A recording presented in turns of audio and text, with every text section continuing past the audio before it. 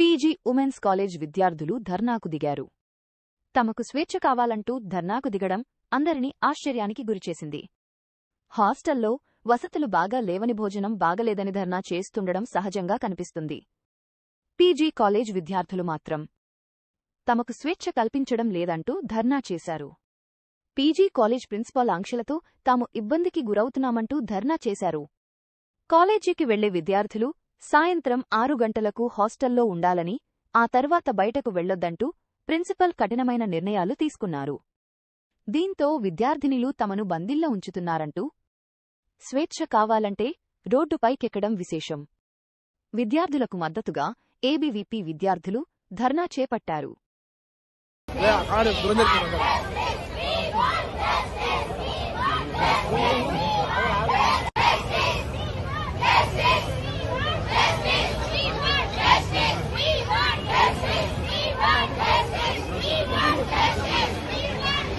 మన గ్రూప్ లో పెడితే మన ఊళ్ళో ఎంఏజీ బ్లాక్ జరగాలి.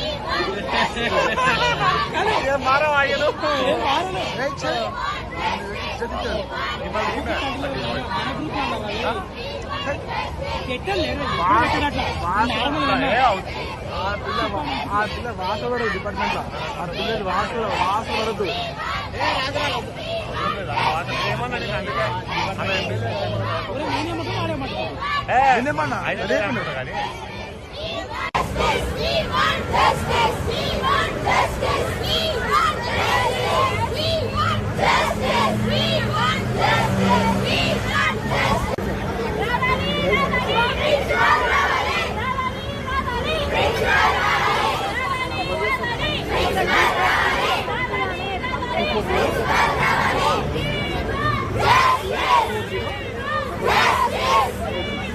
Justice!